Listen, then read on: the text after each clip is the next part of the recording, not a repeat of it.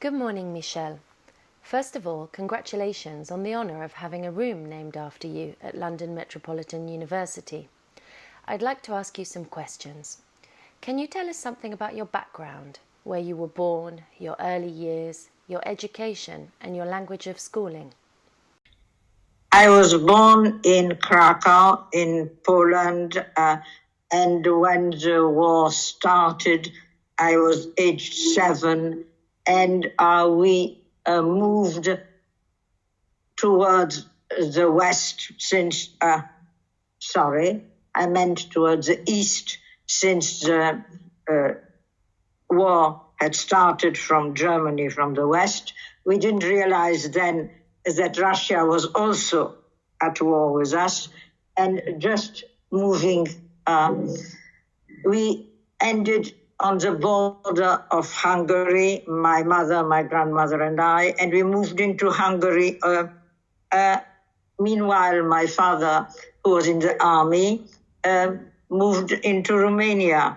And we went to France because the Polish troops for Romania were sent to France, and we went there to join my father. And that's where I went to school for the first time. Although I didn't have any French, but, I was 7. I picked it up very quickly. And so that was the beginning of my education, which was all in French schools and Paris University. But I still spoke Polish with my mother and my grandmother in France, while my father was taken prisoner on the French front, and we didn't meet again for 5 years. So that's why my main AIIC language is French. But at home with my family, I've always spoken Polish. So much about my past. And how did World War II affect your family? Can you tell us a little bit about your life during that period, please? Well, we used to live in a hotel room, at first a better hotel, and then it was obvious we weren't going to have much money in a less upmarket hotel. And, I went to school. It was a primary bit of the lycée, of the secondary school in Nice. The reason we were in Nice was that my mother had thought, how does one face the winter without fur coats? And so she thought, let's go to the sun. And so we were there until it was Italian occupation. Then the Germans occupied in 43, and we no longer were allowed to stay there. We had to move towards central France because I suppose we might have helped with the landing, 2 women and a child, we were dangerous. And so I left school, and I got a few lessons in the little town where we were in central France.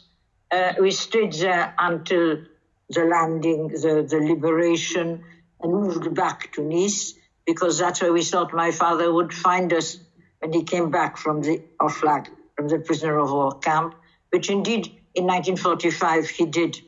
I was 13 then.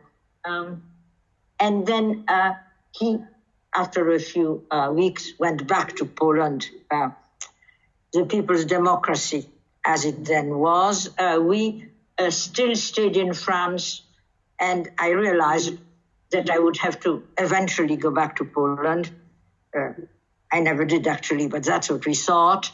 And so I thought I must finish schooling in France. And so to do that, I left school and I started working on the programs by myself, having promised myself I would manage it within 3 years. And indeed I did. At 16, I was ready to go to university.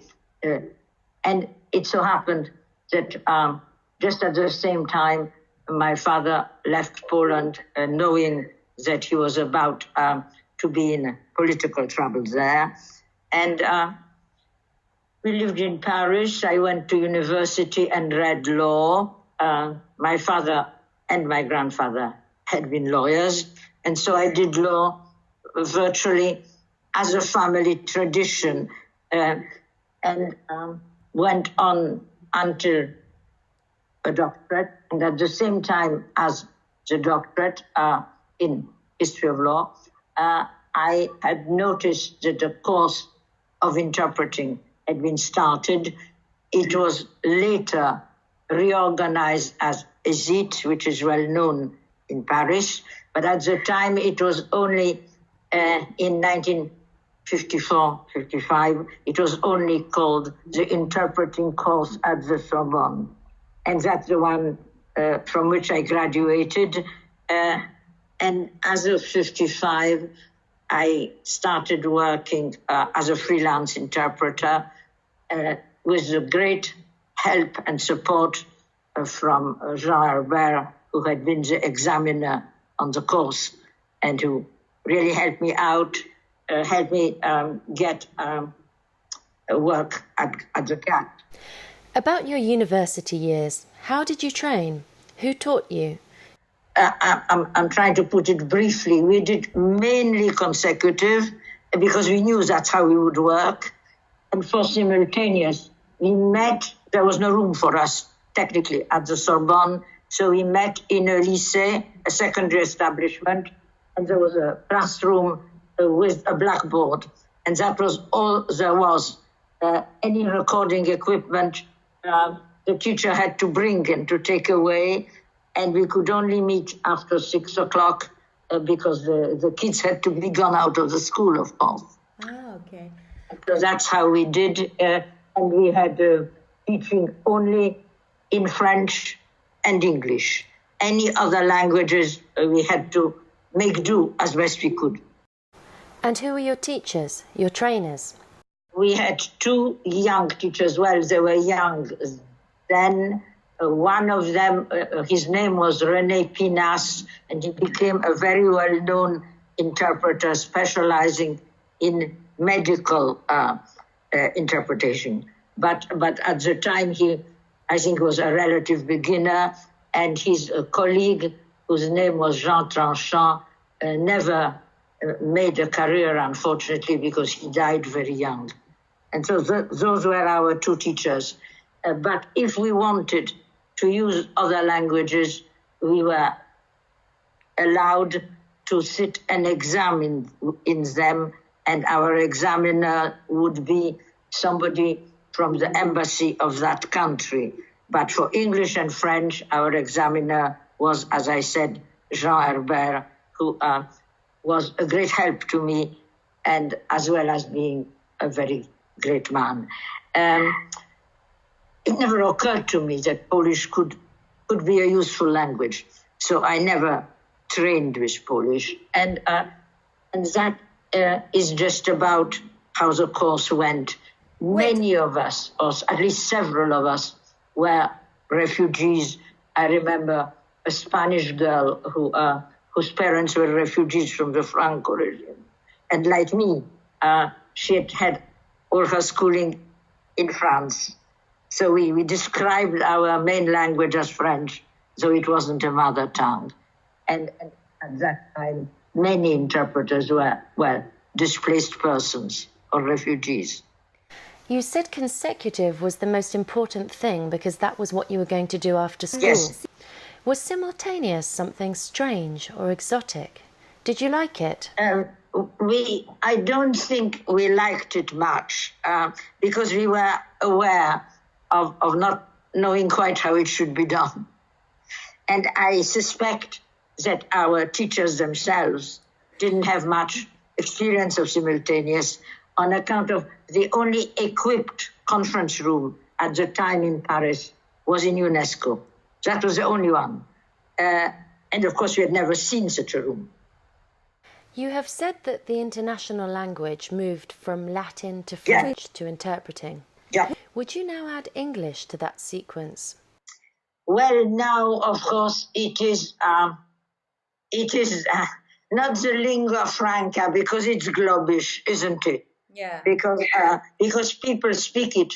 The trouble is they don't understand it. And I've actually, I can recall a conference, one of my last conferences in the commission, where the head of Polish railways listened to me interpreting into Polish, but said, but I will answer the questions which you interpreted in English. And I said, but then why don't you listen to English? And he said, oh, because I speak it fluently, but I don't understand it. How do you see the future with so many languages in Europe after so many enlargements? What do you think about that? Well, I'm afraid I am a pessimist about the future on account of people increasingly think that unless they use English, they are seen as not being quite bright enough, intelligent enough, or civilized enough even, as they have complexes. And I think that's sad. I think one should defend one's mother tongue because it is unique, because it's uniquely your own. And I'm very glad and very proud that I was never allowed, mainly by my grandmother, to drift into French, which would have been easy and was tempting. But I think people should resist that temptation because it detracts from their identity.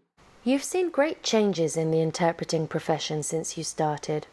Which are the most striking? Well, I think it's striking that you don't get jobs yourself. You get them, I'm told, through my former students and my current students, you get them via agencies, and therefore you are filtered, not by those for whom you will work, but by those through whom you work. And I think that's sad. I'm sure some agencies are better than others, but it's still unfortunate and regrettable. One last question. Would you recommend this profession, or do you think it's over? It's too late? I don't know that it's ever too late because things can change, but it depends largely on the quality, the identity of the people who will embrace that profession. I think they'll have to be very tough and very good. And I know through my teaching, including my teaching right now, that there are some very highly motivated and some very bright young people. It's not easy to be young now, but it never has been. True. Well, thank you very much, Michelle. It's been a pleasure. I hope we can do more things together. Thank you very much and have a good day. It was a pleasure really talking to you, Lou, and I would be delighted if we could meet again. And and I hope you think this went well because I enjoyed it very much. Thank you. Bye.